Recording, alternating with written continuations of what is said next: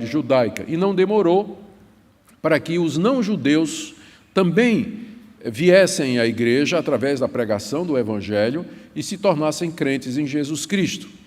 Àquela altura da igreja cristã, havia uma tensão ainda muito forte entre cristãos, judeus e gentios, especialmente porque os judeus convertidos a Cristo, eles não viam razão para abandonar os seus costumes. Eles ainda circuncidavam seus filhos, eles ainda não comiam carne de porco, não comiam sangue, não comiam determinados animais, eles guardavam o sábado, guardavam os festivais religiosos e alguns ainda praticavam aqueles votos que eram recomendados na lei de Moisés no Antigo Testamento.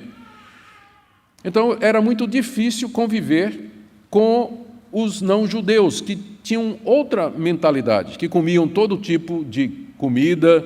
O único dia agora que era sagrado para eles era o dia da ressurreição de Cristo, o domingo, que não circuncidavam seus filhos. Pense na comunhão difícil que era numa igreja assim.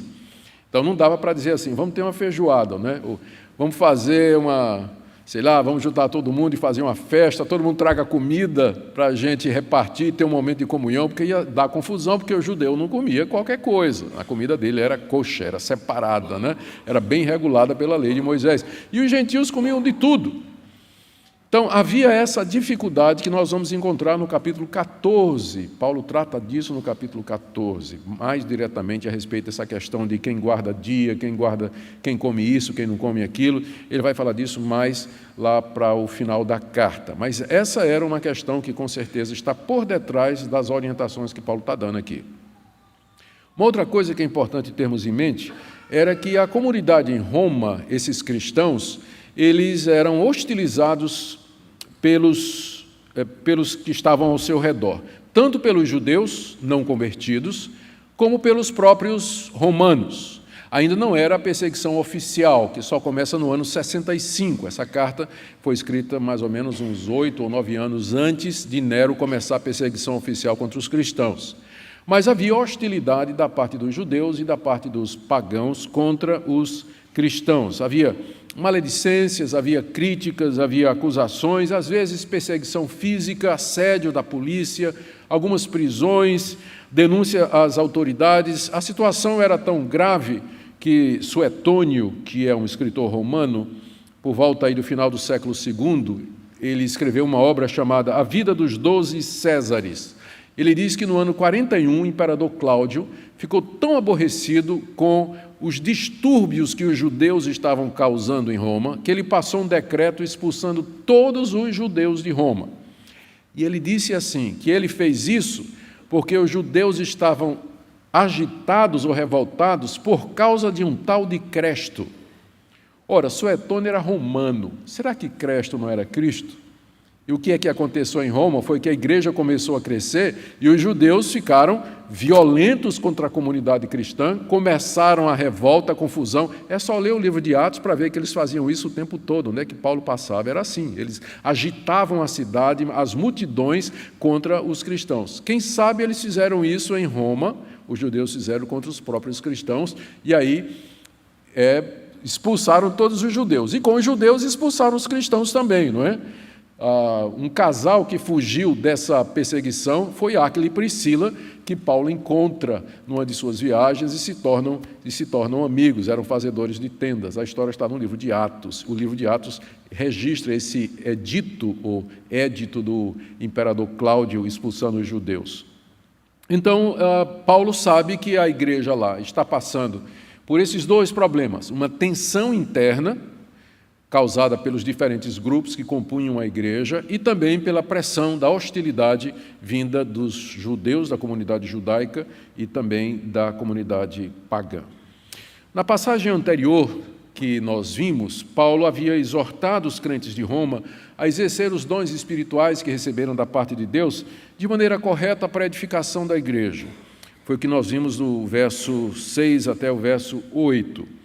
E nós lembramos que essas orientações de Paulo, até o versículo 8, elas estão enraizadas naquilo que Paulo chama, no verso 1, as misericórdias de Deus. Eu rogo a vocês, irmãos, pelas misericórdias de Deus, e aí ele diz, que vocês se ofereçam a Deus em sacrifício vivo, que vocês não se conformem com esse mundo, mas que vocês renovem a sua mente, que vocês não pensem de vocês além do que convém, mas pensem com humildade de acordo com os dons que vocês receberam e exerçam esses dons com sabedoria e da forma correta para a edificação da igreja. Tudo isso nós vimos até agora e que está baseado naquele princípio que Paulo diz no início do capítulo 12, pelas misericórdias de Deus, com base nos atos misericordiosos de Deus, em resposta à misericórdia dele com vocês, façam isso, e agora nós chegamos nessa série de breves mandamentos, parece que ele está tirando de metralhadora, né? São vários versículos curtos, né, com ordens bem compactas, diretas, que ele oferece à igreja de Roma. O ponto de todos esses breves mandamentos é o encorajamento a que eles vivam em amor. Esse é o ponto central. É o ponto central da passagem. E ela pode ser dividida de maneira flexível, porque não dá para dividir de maneira estanque, né? Paulo provavelmente não estava na mente dele essa divisão que eu vou fazer, ela é só didática, né, para nos ajudar. Mas nós vamos dividir a passagem em duas partes. A primeira, Paulo fala a respeito da necessidade de nós amarmos os nossos irmãos e a Deus. Isso vai do verso 9 até o verso 16. Tem um versículo no meio que não se encaixa, quando chegar lá eu vou dizer. E na segunda parte, do verso 17 a 21, ele fala do amor que nós temos que ter para com aqueles que nos perseguem e para com os inimigos. Na primeira parte, quando ele fala de nós termos de amar a Deus e aos irmãos, tem a ver com aquela tensão interna que a igreja estava passando. E a segunda parte, quando ele fala do amor que nós temos de ter com os nossos inimigos, tem a ver com as perseguições que eles estavam sofrendo. Então vamos ver estas partes na expectativa de que nosso Deus abençoe o estudo da sua palavra em nosso coração. No final, nós vamos fazer uma aplicação para os dias de hoje. Então, em primeiro lugar, a exortação para que nós amemos os irmãos em Cristo e amemos a Deus, do verso 9 até o verso 16. No verso 9, Paulo diz assim: o amor seja sem hipocrisia. Aqui o amor encabeça a lista. E se você consultar os comentários, os estudiosos todos vão dizer a você que é a chave para entender o resto dos mandamentos. Tudo o que vem em seguida é uma expressão desse amor que Paulo diz que tem que ser sem hipocrisia. A palavra hipocrisia é uma palavra interessante. É a palavra grega que significa literalmente estar atrás de alguma coisa. O hipócrita era o ator de teatro. Vocês já viram aquelas figuras de teatro antigo ou clássico, em que o ator tem uma máscara, né? Ou rindo ou chorando, e que ele coloca na cara e fala atrás da máscara. Então, de repente, ele tem que fazer uma fala em que tem um choro, ele pega uma máscara onde a figura está chorando, mesmo que ele esteja rindo por detrás da máscara, não é? O que vai parecer ao público é que ele está chorando, e ele declama, né? Não importa os sentimentos dele, mas ele parece que está chorando. Então, o nome dos atores na época de Paulo, no mundo greco-romano, eram hipócrites, que significa aquele que se esconde atrás de alguma coisa, de onde vem a palavra hipócrita. Hipócrita é alguém que parece ser alguma coisa, mas que na verdade ele não é. É alguém que aparenta ser alguma coisa, que na realidade ele não é. Quando Paulo diz, o amor seja sem hipocrisia, ele está dizendo, o amor de vocês não pode ser fingido, não pode ser fake. Não fake o amor, né? Não faça isso. Não finja que você ama quando você não ama. O amor fingido é hipocrisia. Exemplo, Judas chegou perto de Jesus e disse, salve, mestre, puxou e o beijou. E em seguida o traiu. Amor fingido. Há tantos exemplos na Bíblia de amor fingido. Paulo diz que o amor de vocês não seja fingido, que seja um amor sincero, que seja um amor sincero. Outra coisa que você percebe a respeito desse amor que controla toda essa sessão é que, além de ele ser autêntico e genuíno, ele não é apenas uma emoção, porque o resto da lista de Paulo é composta de atitudes. Se você ama, você vai fazer isso. E essa palavra, eu creio, é importante, porque na época de hoje, amor é muito confundido com emoção, com sentimento. Você sentir alguma coisa boa por alguém, Enquanto que, biblicamente falando, o amor não é somente isso, não exclui isso, mas ele é essencialmente tomar atitudes que procuram o bem e a felicidade de outras pessoas, ou que expressam devoção e lealdade a Deus. Amor na Bíblia é sempre algo que se manifesta concretamente, não é sentimento. O amor cristão é isso. Então, é bom a gente deixar isso claro. Quando nós estamos falando aqui de amor, não estou falando daquele sentimento, aquela elevação espiritual, emocional que às vezes sentimos por determinadas pessoas, não é? Aquilo é uma simpatia, é uma compatibilidade de gênios, é uma eleição de virtudes compatíveis e tudo, mas o amor bíblico, ele não se mede pelo receptor, porque ele se dirige quer para os inimigos, quer para os amigos, quer para pessoas que você gosta, quer para pessoas que você não gosta. Nós somos orientados a amar a todos, portanto, isso não tem nada a ver com sentimento, é com atitude, e ela não pode ser fingida, ela não pode ser falsificada, tem que ser autêntica. Em seguida, Paulo começa a desenvolver esse amor sem hipocrisia, primeiro em relação aos irmãos. Como eu disse, eu não vou seguir exatamente a sequência do texto, porque há uma outra passagem aqui que a gente vai encaixar na categoria seguinte. Então, no verso 10, ele diz, no verso 9, ele diz, o amor seja sem hipocrisia. E no verso 10, ele diz, continuando, amai-vos cordialmente uns aos outros, com amor fraternal. Amor fraternal é amor entre irmãos. É amor que é praticado entre aqueles que professam a mesma fé em Jesus Cristo e que são irmãos. E cordialmente é uma palavra que, na sua raiz, no seu sentido mais antigo, pode significar a atitude de quem ama alguém como um irmão de sangue. Então, é como se ele dissesse, vocês, como irmãos em Cristo, devem se amar como se vocês fossem uma família, como se fossem todos membros de uma família. Esse é o sentido de amai-vos cordialmente uns aos outros com amor fraternal. E, em seguida, algumas expressões práticas desse amor fraterno que tem que ser experimentado de maneira cordial, não é? O latim cordis, coração. Então, ele fala, primeiro, prefiram-se em honra uns aos outros, final do verso 10. Prefiram-se em honra uns aos outros. O que é que isso significa? Significa que você deve procurar primeiro a honra dos seus irmãos. Você deve querer que os outros sejam honrados e não você. Como aquela parábola em que Jesus Cristo contou, quando alguém convidar você para um banquete, não vá lá sentar no primeiro lugar. Não busque a sua honra, mas sente lá no último e espere que alguém lhe convide lá para frente. Dá preferência aos outros, que os outros sejam honrados e que você seja o último, que eles tenham a primazia, que você respeite os outros e que procure honrá-los mais do que você quer que os outros honrem você. É isso que significa preferir em honra uns aos outros. É isso que é o amor. Você está vendo que é a atitude, né? Você dá o primeiro lugar para as outras pessoas, em vez de buscar o primeiro lugar. Em seguida, ele diz, no verso 13, eu vou pular alguns versículos aí, ele diz no verso 13, compartilhai as necessidades dos santos. Ainda é o amor que nós temos que demonstrar uns para com os outros. Os santos aqui são os irmãos em Cristo Jesus. A palavra santos é muito usada no Novo Testamento para se referir aos cristãos, não no sentido de que eles não têm pecado, mas no sentido de que eles foram separados do mundo para Deus. É isso que a palavra santo significa na sua raiz, separado. Então, os santos são todos os cristãos, mas esses santos, mesmo que eles foram separados do mundo para Deus, eles passam necessidade aqui nesse mundo. Embora haja uma teologia que diga que se você é de Deus, você não deveria passar necessidade aqui nesse mundo, você não deveria sofrer privação, não ficar doente ou qualquer outra coisa, você vê aqui Paulo dizendo que santos passam necessidade e que elas são socorridas pelos outros. Compartilhai, como diz aqui ele, as necessidades dos santos.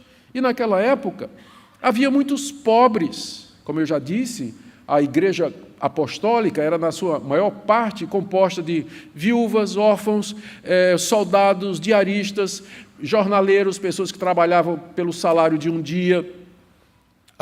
pequenos comerciantes, agricultores pequenos, gente sofrida, gente que passava por necessidade e às vezes eram privados das coisas básicas da vida. Você ia encontrar muitas pessoas assim dentro das igrejas cristãs do primeiro século.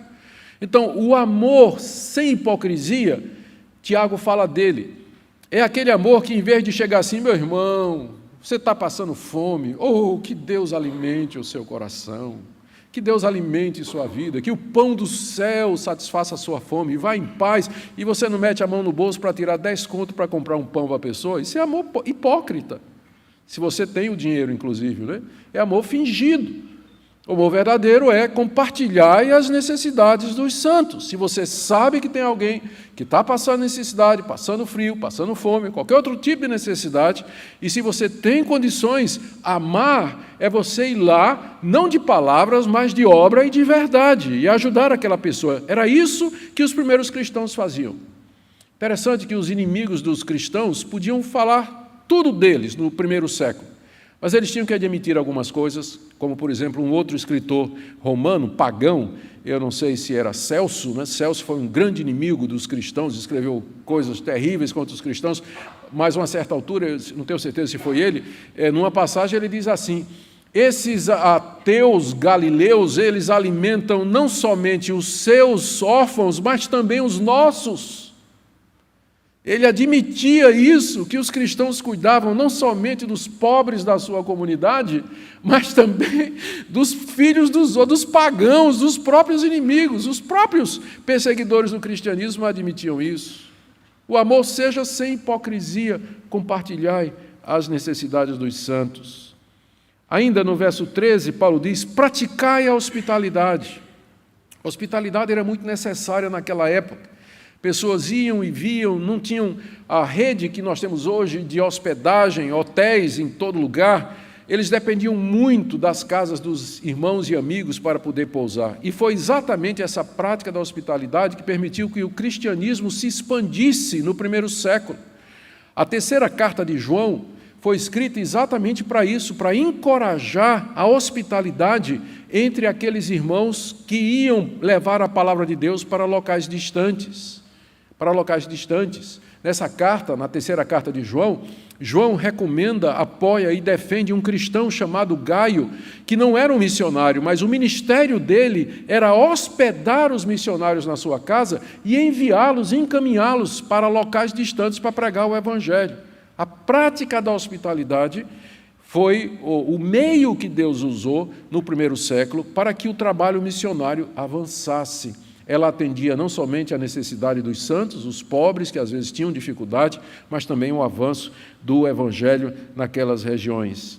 No verso 15, Paulo diz, alegrai-vos com os que se alegram. Isso é que é amor verdadeiro. Você se alegrar com os que se alegram. Apesar de todo o sofrimento que aqueles cristãos passavam, havia momentos de alegria entre eles, né? E não somente nas coisas espirituais.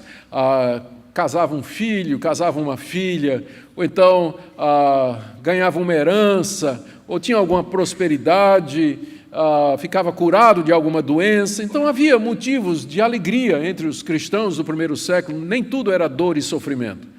Paulo diz que nós devemos nos alegrar com aqueles que se alegram. Essa é uma prova verdadeira de amor. Mas infelizmente o que é que acontece? Fulano arruma um namorado, né? E a amiga, por que ela, Senhor, e não eu? Cadê o meu namorado? Né?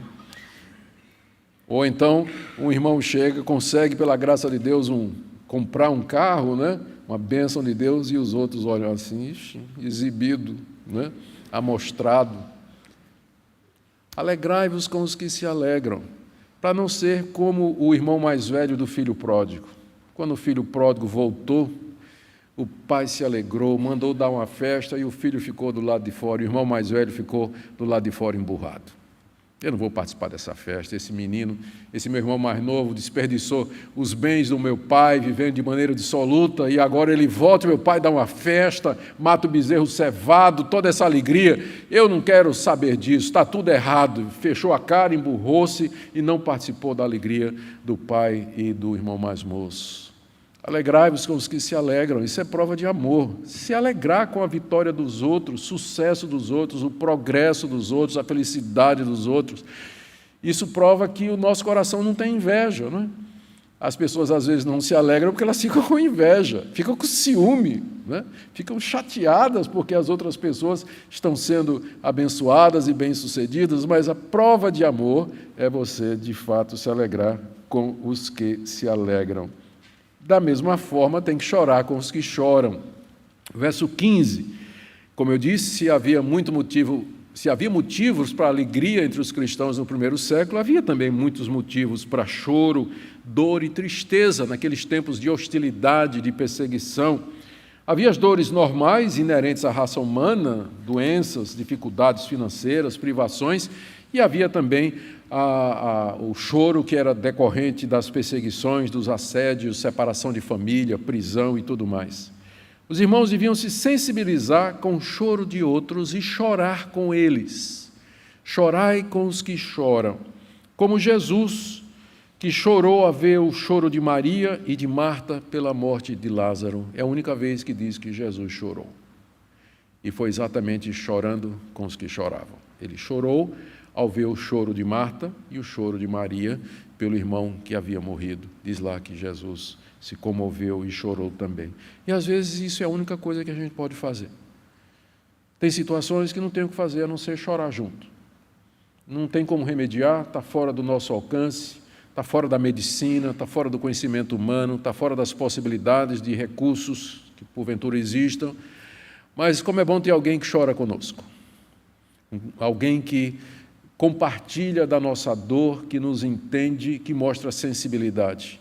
Uma comunidade que não chora com os que choram, ela não expressa esse amor que domina essa passagem e que é a chave da ética e da vida cristã. Amar sem fingimento é você sinceramente se comover pelo sofrimento e pela dor do outro e chorar com ele, em vez de criticar, em vez de condenar ou qualquer coisa dessa natureza. Em seguida, Paulo diz, no verso 16, tende o mesmo sentimento uns para com os outros, isso é, sejam unânimes entre vocês, vivam em harmonia, tenham o mesmo modo de pensar. Essa era uma orientação muito necessária por causa da tensão que havia na comunidade entre judeus e gentios. Por isso que Paulo diz, tenham o mesmo sentimento, a mesma atitude, vivam em harmonia, apesar das diferenças que existem entre vocês. Os pastores sabem, e os presbíteros sabem também, que é utópico nós tentarmos ter uma igreja onde todas as pessoas pensem conformemente, pensem exatamente da mesma maneira ou acreditem exatamente da mesma forma. Existe uma unidade básica, porque é isso que nos faz irmãos e nos faz igreja. Existe uma unidade básica, mas existem, às vezes, divergências em algumas questões que são secundárias, e às vezes é exatamente a respeito delas que as igrejas se dividem e brigam. Questões que não fazem parte da essência da vida cristã, mas por alguma razão despertam as emoções e os sentimentos dos irmãos que se engalfinham em discussões, às vezes pela internet, no Twitter, nas redes sociais, quando não no boca a boca, no debate e na discussão acirrada. Então, Paulo, sabendo disso, ele diz, irmãos, vocês tenham harmonia entre vocês, tenham a mesma atitude uns para com os outros, porque é isso que vai dar testemunho ao mundo. Não tem nada que prejudique mais o nosso testemunho ao mundo do que as divisões e os rachas que existem entre os evangélicos. Isso os católicos se aproveitam o tempo todo. A Igreja Católica é uma. Quantas igrejas evangélicas existem? Milhares. Vocês brigam entre vocês. Vocês não conseguem conviver com suas diferenças, não é? Então, para não dar mais razão àqueles que criticam a nossa fé, tenhamos o mesmo sentimento. Pensemos em harmonia, concordemente. Para isso é necessário humildade, é necessário reconhecer que, às vezes, as questões que você considera importantes, elas não são. É preciso ceder naquilo que não é importante e procurar vivermos em torno daquilo que nos é revelado como fundamental para o cristianismo. Em seguida, ainda no verso 16, na mesma linha, Paulo diz, em lugar de serdes orgulhosos, condescendei com o que é humilde. Aqui pode ter duas interpretações, porque a palavra humilde, ela tanto pode significar coisas humildes, como pessoas humildes. Paulo não deixou claro o que é que ele tem em mente aqui. Se for coisas humildes, o que ele está dizendo é, em vez de vocês serem altivos e orgulhosos, se acomodem a situações humildes, como, por exemplo, aceitar fazer tarefas humildes, servir numa posição obscura, onde não tem reconhecimento. Concorde, aceite posições humildes na igreja, não queira ter o primeiro lugar. Então, essa interpretação é possível. Mas humildes aqui pode significar pessoas de condição humilde. E, nesse sentido, o que Paulo está dizendo é, em vez de vocês serem altivos, se comuniquem e sejam solidários com pessoas humildes. Sejam sensíveis para com elas, falem com elas, mostrem que vocês têm interesse pelas pessoas, não pelo status financeiro, pelo que aquelas pessoas podem dar em troca para você. Em vez de viver em arrogância, em altivez, fala com todo mundo, conversa com todo mundo, com as pessoas humildes da igreja, mostra que você as ama, independentemente daquilo que elas têm ou deixam de ter. Então, pode ser as duas interpretações, ou se acomodar a tarefas humildes, ou comunicar com as pessoas mais humildes. Ninguém sabe direito o que é que Paulo quis dizer, tanto é que as traduções se dividem sobre isso. Eu sempre gosto de fazer o seguinte, quando Paulo, ou qualquer outro autor bíblico, diz alguma coisa que a gente chama de ambígua, né, que pode caber dois sentidos, eu prefiro juntar os dois, né, porque senão, se a gente escolhe um, pode acabar excluindo o outro, né, que também é importante. As duas interpretações são boas e cabem bem no contexto. Então, provavelmente, Paulo, ao dizer isso, condescendei, né, se acomodem àquilo que é humilde, ele tinha em mente não somente as situações, mas situações que envolviam relacionamento com pessoas humildes em relação àquelas que tinham mais porte ou mais condição financeira ou uma posição mais alta na sociedade. Como isso é importante para a igreja? É isso que faz a igreja ser o que é. Ela é composta de pessoas de status diferentes, de preparação e conhecimento diferente, condição financeira diferente, mas unidas pelo amor que elas têm como irmãos em Cristo Jesus. Ou seja, terminando o verso 16, não sejam sábios aos seus próprios olhos. Não pensem que vocês são alguma coisa, é isso que ele está dizendo aqui.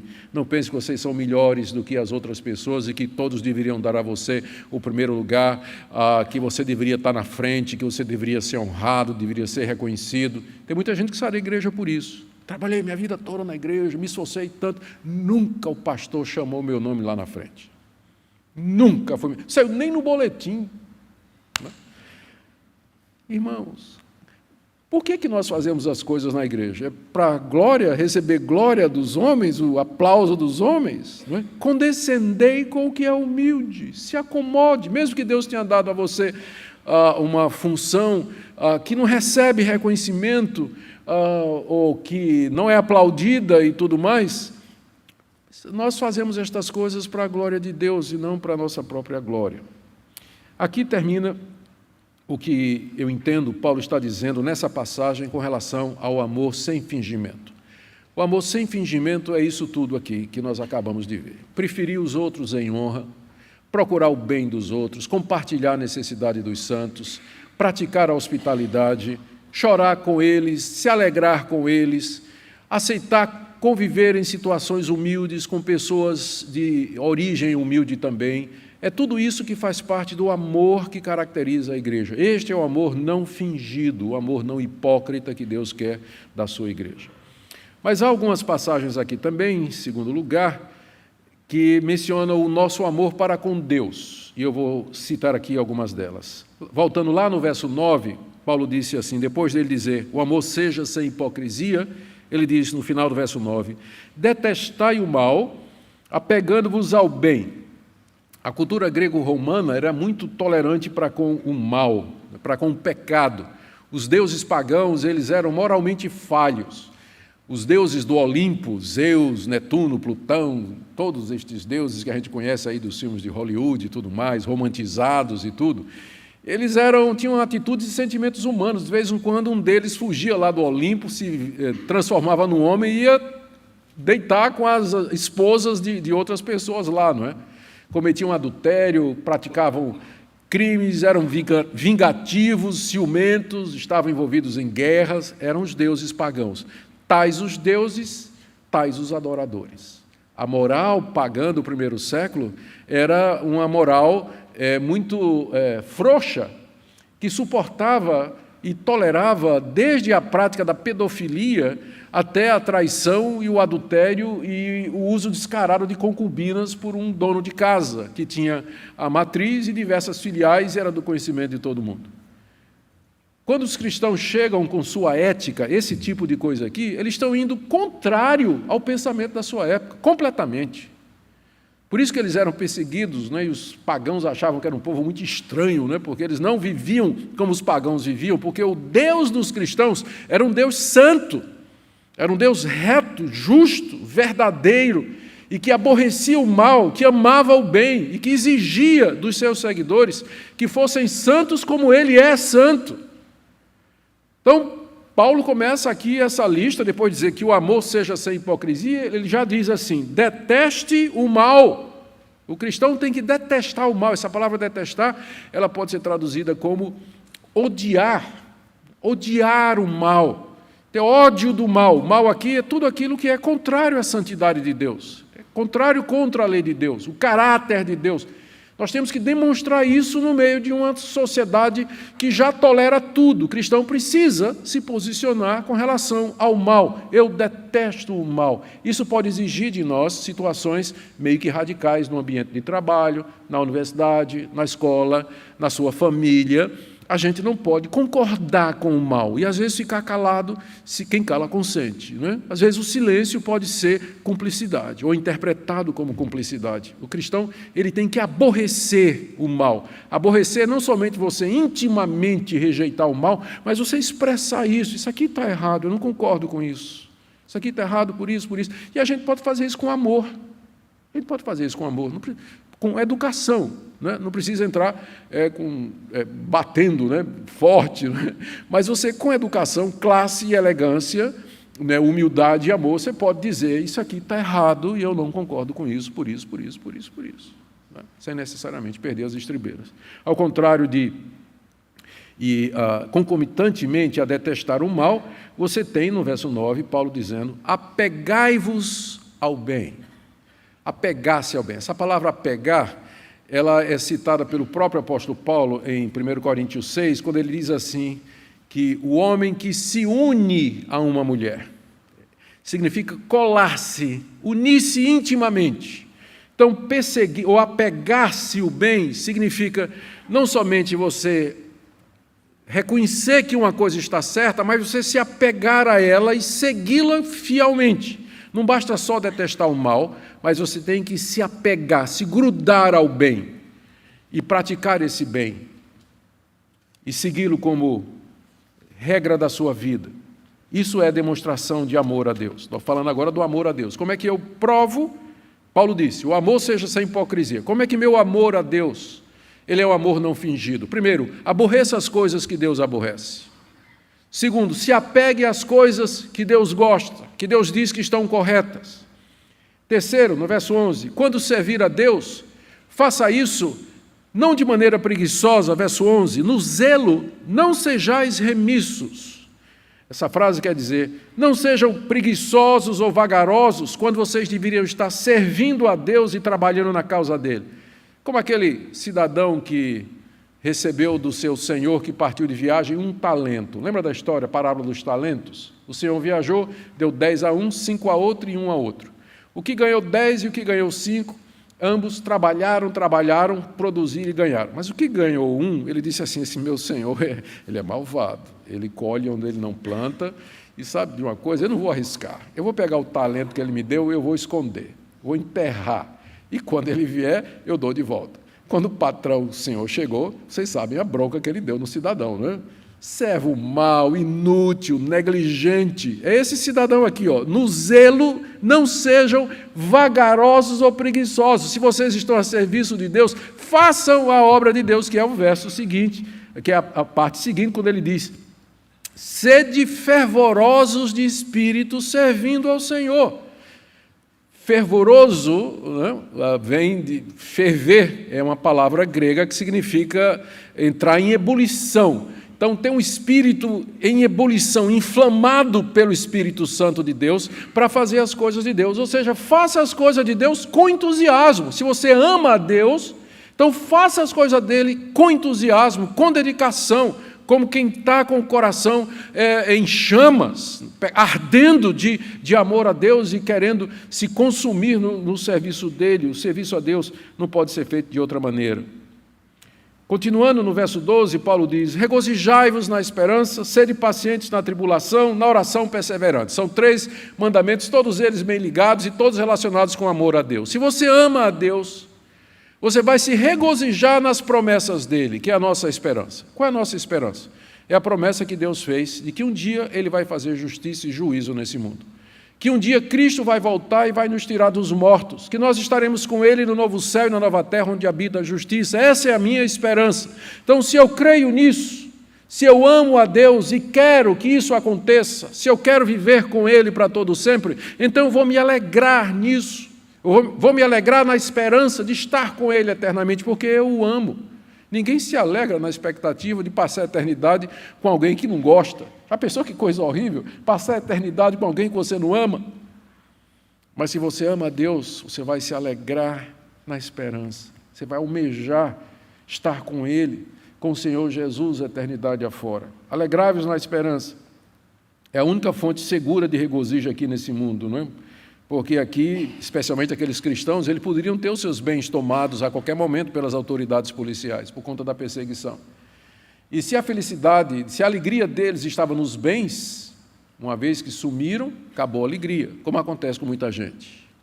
Mas se a nossa alegria está na esperança, esperança aqui na certeza das promessas de Deus, é chamada de esperança, porque é uma expectativa de que Deus vai cumprir as suas promessas, expectativa positiva. Se a nossa alegria está nessas coisas, isso ninguém pode tirar de nós. Eles podem tirar os nossos bens, nossa liberdade, eles podem nos roubar dos nossos direitos, eles podem nos jogar à prisão, podem nos torturar, mas uma coisa eles não podem tirar, é a alegria que nós temos na esperança que Deus nos dá através de suas promessas. Então, regozijai-vos na esperança. Segundo, sejam pacientes na tribulação. Lembram que aqueles irmãos estavam sendo perseguidos. Paulo diz: paciência. Deus ama vocês, todas as coisas cooperam para o bem daqueles que o amam. E se a tribulação vier, sejam pacientes. Ser paciente aqui significa não reclame, não murmure, não critique, não diga que Deus é injusto, que você não merece isso, que está tudo errado, não fique emburrado com Deus. Mas seja paciente, porque ela haverá de passar e no tempo certo Deus haverá de trazer a recompensa para vocês. Nós estamos vivendo um momento assim de muita antecipação por conta da situação política no nosso país. E a gente sabe que parte do que tem sido dito, né, há um medo de muita gente do surgimento de um governo totalitário, de um lado ou do outro, né, comunista ou sei lá o quê, militar ou qualquer outra coisa, e a gente fica assim meio com medo de tudo mais. A gente tem que lembrar que a igreja sempre sobreviveu, independentemente do regime. Ela sobreviveu à época de Hitler, sobreviveu na Coreia do Norte, sobreviveu nas perseguições da China, sobreviveu ao Império Romano. Sede pacientes na tribulação. Se ela vier, nós estaremos prontos, porque a nossa esperança não está aqui, a nossa alegria está em outro lugar. E Deus haverá de nos dar paciência no meio da tribulação. E isso tudo a gente consegue, terceira parte aí, na oração perseverantes. Ou seja, nunca parem de orar, nunca parem de orar. Desenvolvam uma atitude, um espírito de oração, que faz com que você busque a Deus quando você está dirigindo, quando você está no trabalho, está na fila, né, do médico, esperando o médico, ou na fila do banco, ou qualquer outra coisa, em uma atitude de oração o tempo todo, orando, clamando a Deus, adorando, servindo a Ele, confessando, tendo simplesmente comunhão com Ele. Significa também, tira um tempo para orar com o marido, com a esposa, com os filhos, com os irmãos, participa das reuniões da igreja. O ponto é, não pare de orar, sejam perseverantes na oração, porque é através disso que você vai ter paciência na tribulação e alegria na esperança. Agora, por último, meus irmãos, vamos ver agora o que Paulo diz a respeito do amor com relação aos inimigos. Já vimos o que é o amor sem hipocrisia com relação aos irmãos em Cristo, já vimos o que é o amor sem hipocrisia com relação a Deus, e o que seria o amor sem hipocrisia com relação aos descrentes.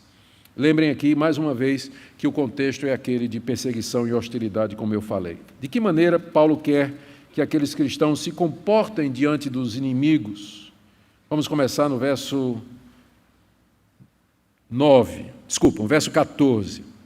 Abençoai os que vos perseguem, abençoai e não amaldiçoeis. Paulo aqui está ecoando o ensino de Jesus no Sermão do Monte. O que ele está dizendo é, quando vocês forem perseguidos pelos judeus ou pelas autoridades romanas, não peçam a Deus para que Ele amaldiçoe os seus perseguidores. Oh, Deus, amaldiçoe essa turma. Que morram os filhos dessa turma. Que eles fiquem doentes, né? Que sejam comidos de verme. Que caia um raio na cabeça dessa turma. Que o Senhor castigue da maneira mais cruel possível esse pessoal. Que o Senhor reserve lá no inferno a câmara mais quente para o sofrimento eterno desses ímpios que estão me perseguindo, né? Não peça a Deus para amaldiçoá-los, diz o apóstolo Paulo, mas peça a Deus para abençoá-los. E a gente pergunta, mas como? Eu creio que Jesus nos deu o exemplo na cruz. Pai, perdoa-lhes, eles não sabem o que fazem. Estevão deu o exemplo quando ele foi apedrejado, Atos capítulo 7, foi apedrejado pelos judeus, e ao morrer, ele levou os olhos e viu o Senhor Jesus sentado à direita do Pai, em pé à direita do Pai, e ele disse, Senhor Jesus, não lhes impute esse pecado. E morreu. Então, talvez de todos os mandamentos, esse aqui é o mais difícil, né? É o mais difícil. Em vez de pedir que Deus amaldiçoe os seus inimigos, peça que Deus os abençoe. Abençoá-los aqui não é relevar a culpa deles, mas pedir assim, Deus, que eles venham a conhecer a verdade, que eles se arrependam, que eles percebam o erro que eles estão cometendo e que eles venham a conhecer o Senhor Jesus, a quem eles perseguem. No verso 17, Paulo diz, ainda na mesma linha, pensando nos inimigos, não torneis a ninguém mal por mal. O mal era aquilo que os perseguidores estavam fazendo com os cristãos. Mas também pode se referir a situações domésticas, dentro da nossa casa, dentro da igreja. O princípio é sempre o mesmo, não pague na mesma moeda. Se alguém lhe faz o mal, você não tem o direito como cristão de pagar de volta na mesma moeda. Não tem. Se alguém lhe tranca na rua, no trânsito, isso não lhe dá o direito de você trancá-lo também. Se ele lhe xinga e buzina e faz o maior estardalhaço, isso não lhe dá o direito de fazer isso de volta. Se ele faz um sinal obsceno, isso não lhe dá o direito de você fazer um sinal obsceno para ele de volta.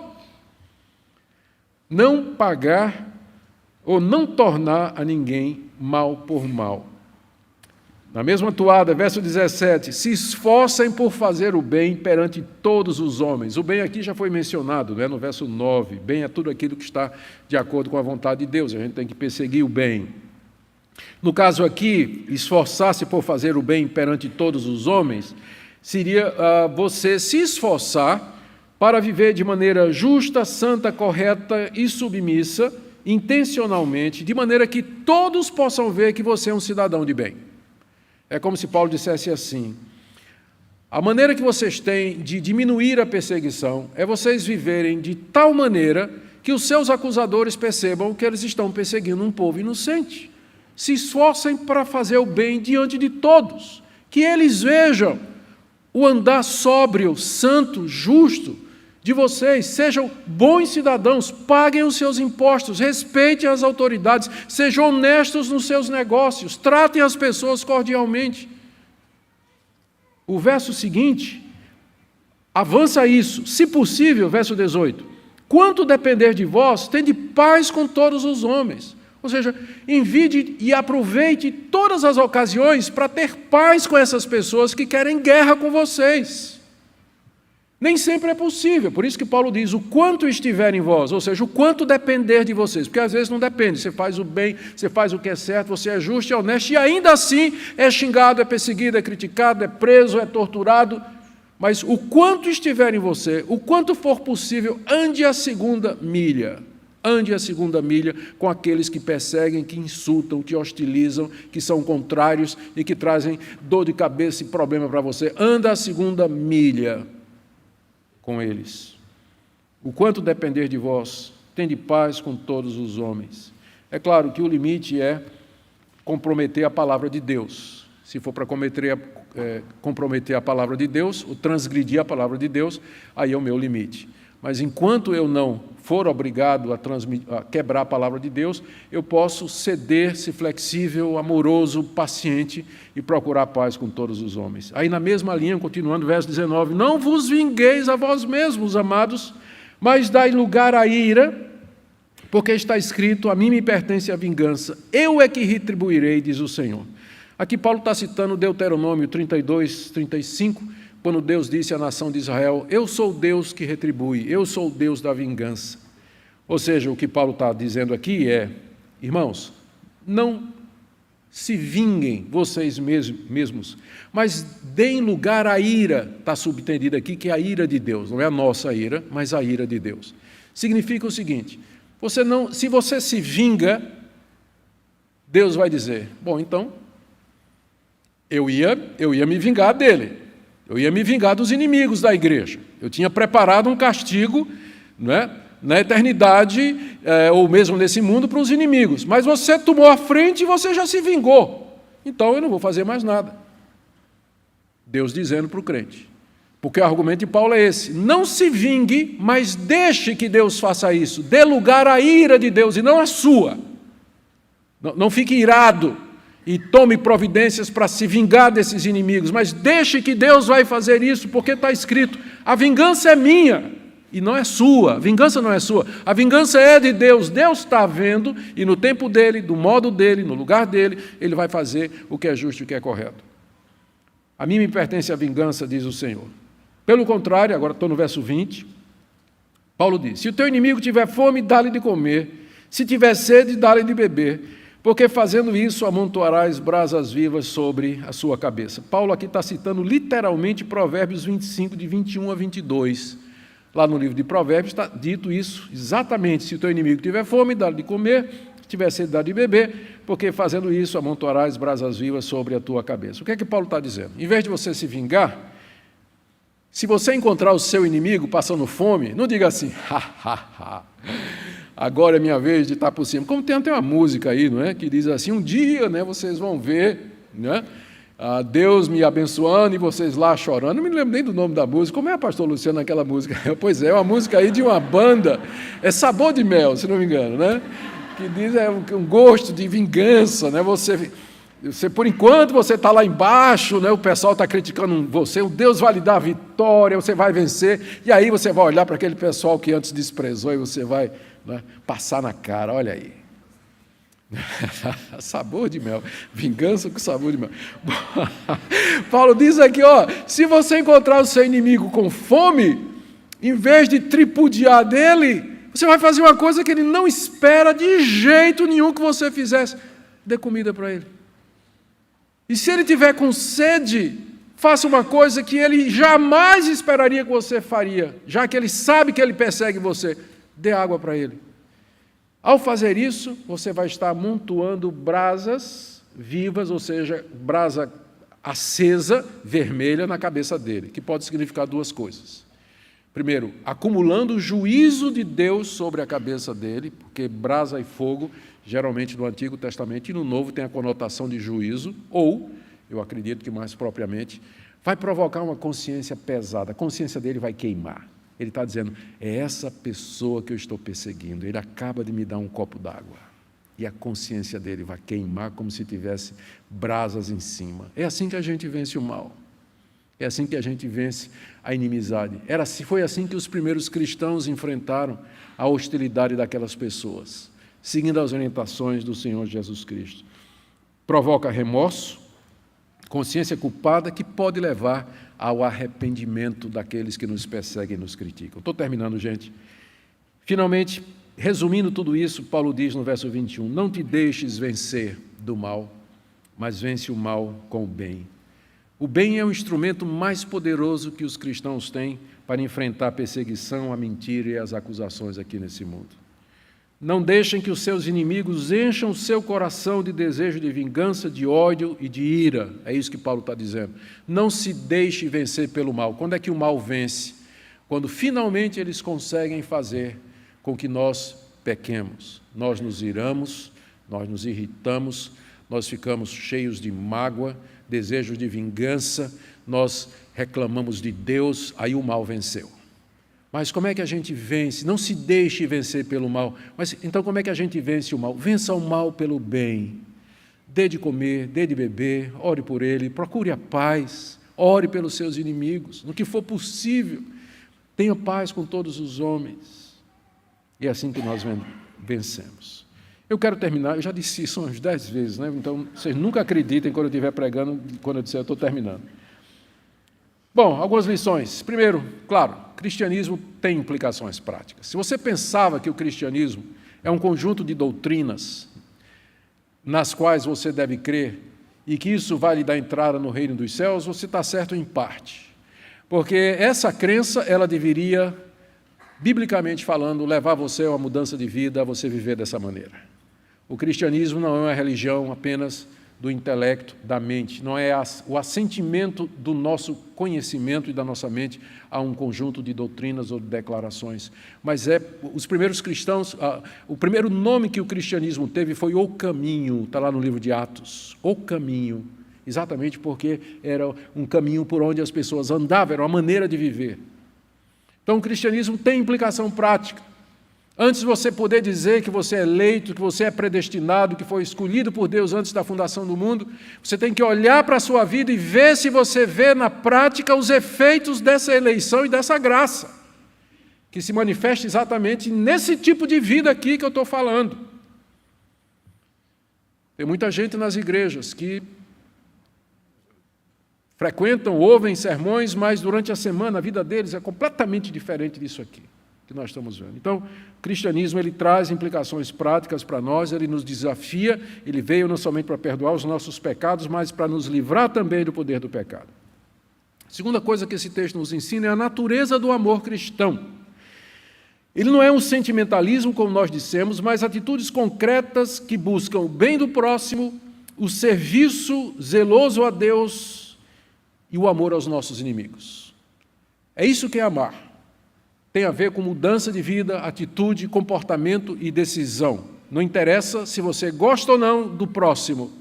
Não interessa se você acha ele uma pessoa legal, bacana ou não, mas ele é alvo do seu amor, segundo a palavra de Deus nos diz. Terceiro ponto que eu acho relevante, considerando as eleições que se aproximam aí, o momento político, embora nos seja permitido exercer os nossos direitos e nos defendermos, quando se tratar de perseguição por Cristo, nós devemos adotar o caminho da não retaliação. Biblicamente falando, nós podemos nos defender em caso de risco de vida nossa e dos nossos familiares. A Bíblia é muito clara com relação à defesa própria. E como cidadãos, nós podemos e devemos usar dos recursos lícitos para promover o bem e combater o mal. Não tem nada errado. Se for lícito, for correto, o cristão participar de movimentos, de atividades com vistas à promoção do bem, do que é certo e do que é verdadeiro. Historicamente, a igreja sempre fez isso quando o governo permitia, né? Quando havia democracia ou espaço para que esse tipo de coisa fosse feito. Mas o ponto aqui é que quando nós formos hostilizados pessoalmente, não é a causa maior de Cristo que está em jogo, mas quando nós formos hostilizados pessoalmente por conta do Evangelho, o caminho que nos é ensinado é de sofrermos humildemente, nos entregando a Deus e orando pelos nossos inimigos. É isso que a gente tem que aprender. O fato de que nós temos que orar pelos inimigos não quer dizer que eu não possa usar os meus direitos de cidadão, por exemplo, para votar nas eleições, naqueles que eu acho que representam o melhor para o nosso país, ou utilizar qualquer outro meio. Mas significa que nunca nós podemos nos vingar a nós mesmos e pagar o mal com o mal àqueles que pessoalmente desejam nos destruir. Por último, última aplicação, última lição. Nós sabemos que Deus não fará justiça plena aqui nesse mundo. Eu sei que às vezes, num momento como esse, próximo da eleição, a gente fica assim, elegendo alguns dos presidenciáveis como o Messias que haverá de salvar o Brasil. Nossa esperança não está em candidato nenhum. O reino de Deus não virá por meios humanos. A nossa expectativa é a vinda do Senhor Jesus Cristo, o novo céu e a nova terra onde habita a justiça. Nós oramos por bons governantes, pessoas que temam a Deus, que promovam o bem e que deem condição para que nós ganhemos o nosso pão e promovamos os valores da família. Isso nós oramos e pedimos a Deus, para que nós possamos continuar com liberdade para pregar o Evangelho e levar avante o seu reino. Se Deus quiser nos conceder isso, Ele concederá, mas historicamente, nesses 2000 anos de história da igreja, o cristianismo sempre sobreviveu mais perseguido do que estando no status, na posição. Atualmente, calcula-se que 200 mil cristãos são mortos, presos ou assediados. O cristianismo é a religião mais perseguida do mundo, sempre foi. E se hoje a gente tem alguma liberdade, não pense que esse é o padrão, o default. Não é. Nós temos que dar graças a Deus, porque no Brasil a gente tem isso e tudo isso pode mudar. E se mudar, estaremos prontos, porque nossa esperança não está aqui. Não está aqui. Não está em governante, não está em político, não está em absolutamente nada. Nossa esperança está em Deus, nosso Deus. Por isso é tarefa da igreja orar, buscar a Deus, cumprir o seu papel como cidadã, esse papel cívico, e está disposto a viver. Eu temo pela igreja brasileira evangélica, porque a maior parte nós somos 1/3 da população brasileira. E dessa grande quantidade, a maioria é de pessoas que pertencem a igrejas que ensinam a teologia da prosperidade. A teologia da prosperidade ensina que Deus quer que você seja feliz, e que se você doar, fizer campanha, fizer isso ou aquilo, dar isso, Deus vai lhe dar em volta uma vida próspera, feliz e tranquila. Esse tipo de teologia não prepara para a perseguição. Esse tipo de teologia não prepara a igreja para o sofrimento, porque quando vier, o crente diz, mas peraí, não estou entendendo nada, não foi isso que Deus prometeu? Meu pastor me disse, eu estou sendo fiel, dei o dízimo, fiz campanha, e isso está acontecendo? Como? Esse tipo de teologia não prepara a igreja para a perseguição. A igreja brasileira não está preparada para isso. Então, meus irmãos, nos apeguemos ao que ensina a palavra de Deus. Nos preparemos, porque nossa esperança não está aqui. Que Deus conceda a cada um de vocês nessa noite a sua graça. Você que está sofrendo em casa, no trabalho, sofrendo com doença, a vocês que estão engajados no serviço cristão. E eu termino só com uma palavra. Quem é suficiente para isso? Nós acabamos de ler essa lista de mandamentos aqui. Quando eu terminei de ler isso aqui, preparar meu sermão, eu parei e disse para Deus, Deus, eu sei que eu não sou capaz de viver isso aqui. E aí me lembrei que essas exortações, elas não estão aqui separadas, mas elas são resultado do que está dito nos versos de 1 a 2. Rogo-vos, irmãos, pelas misericórdias de Deus. Isso aqui é o resultado das misericórdias que Deus teve para conosco. Deus nos ama, Ele nos perdoou os pecados, nos aceitou como seus, nos deu o Espírito Santo, nos inseriu numa comunidade, nos deu sua palavra. Com base nessas misericórdias agora, amemo-nos uns aos outros sem hipocrisia. Ou seja, não é uma coisa que você vai fazer com base na sua própria força ou no seu próprio esforço ou na sua disposição, mas você faz na dependência da misericórdia de Deus. Primeiro Deus nos amou, agora Ele diz, amem-se uns aos outros. A força para amar e para obedecer não vem de mim, mas vem desse amor que Deus demonstrou no Calvário, na pessoa de Jesus. Oremos. Ó Deus, quem é suficiente para essas coisas? Derrama em nossos corações o Teu amor. Dá-nos um batismo desse amor. Nós não queremos, Deus, coisas extraordinárias, sinais e prodígios. A igreja não está precisando disso. A igreja precisa desse amor, que nos prepara para o sofrimento, para a tribulação, que nos ajuda a cuidar dos irmãos necessitados e que demonstra o Teu amor e que enfrenta os inimigos com o bem, com a paz.